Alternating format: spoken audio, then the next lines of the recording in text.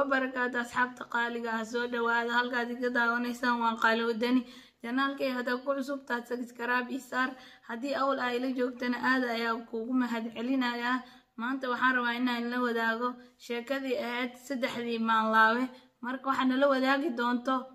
Safiya oo ku xiran janaalkeena mar waliba nala soo wadaagto qisooyinka iyo sheekooyinka marka warka idinku badi maaye ayadii adinka iska kiin dhex baxaya Safiya soo dhawow si toos ah waxa ugu jirtaa janaalka qalwadani maxaa leedahay asxaabta qalwadani iyo asxaabta inta waa salaamaya mandhawahay qaali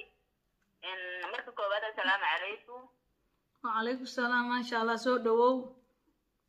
waa dhawahay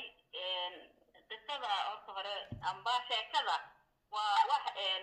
anagu waan maqalnay waxaan anagu soo joognay ma ahan marka waxa la yiraahdaa qisada ama sheekada waxa la yiraahdaa saddexdii maalaawe marka saddexdii maalaawe naas ayaa tiri saddexdii maalaawe waxay ahaayeen saddexda maalaawe aabaheed iyo ninkeeda iyo nin damac ka galay macni rabay siday ku dhacdana waan ii sheegay hadda ku sheegay siday ku dhacday si fiican gabadha sheekada bixisay ama naagta bixisay waxay tiri nin ayay isqaansatay marka hore gabadha dhalinyarada ay inay isqaansatay ninkay markay wada sheekadii soo dhamaysteen aabaheed ayay waxay ku tiri aabahay iga doon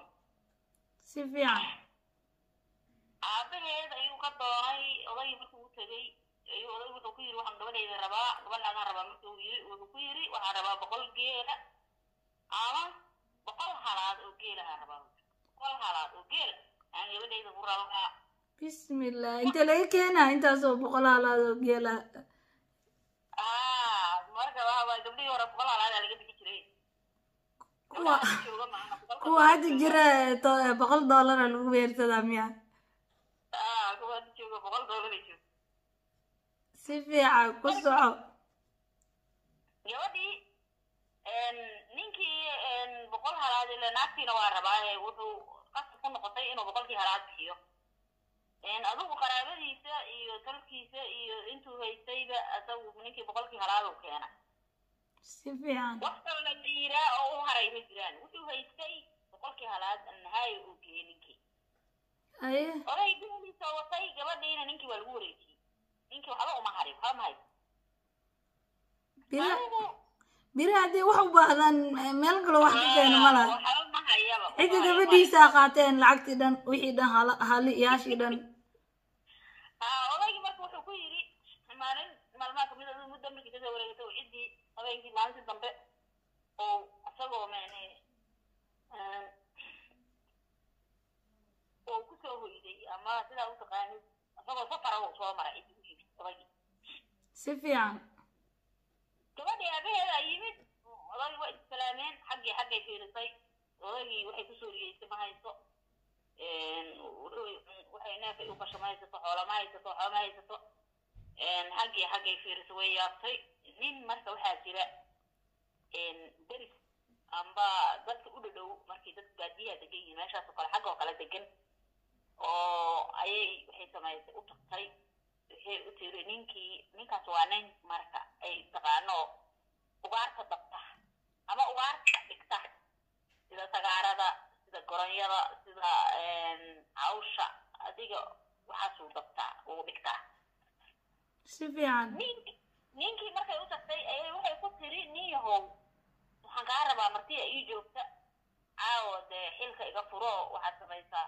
dad maadaama marti ii joogaan waxaan kaa rabaa inaad isiisid hilib oo ugaartan kuu qalan aad hilib geysid hilibka waa siinaya laakiin shardi waa inaad wuxuu yiri aniga aad iqaabishid caawa haye sheeko kale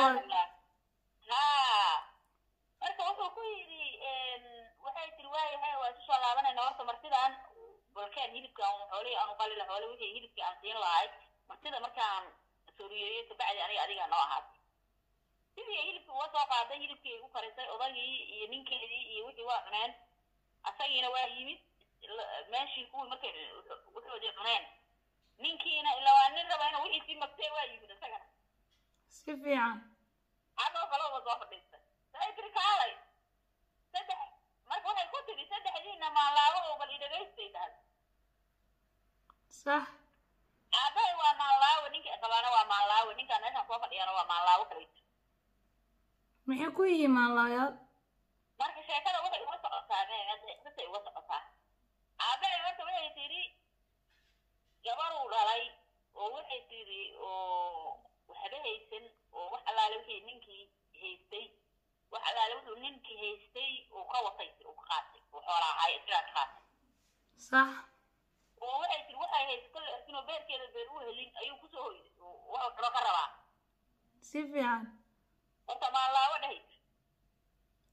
waa kow oo micna gabadheeda waxaa la rabaa odag inuu gabadhiisa nolosheeda iyo xaaladeeda inuu og yahay la rabaa oo gabadhii ninkan xoolaha ka qaadatay horta isaga muxuu hayaa gabadheeda uu gabadhiisa la socdo nolosheeda uu og yahay aa la rabaa odaga moogta si fiican isaga xoolaha u cabaay xoolihii u qaatay wax ka dambeeyana ma jirin haye aabbahay halkaas maalaabo ku yahay tiri ninka ay qabaana waa maalaabo kale sabab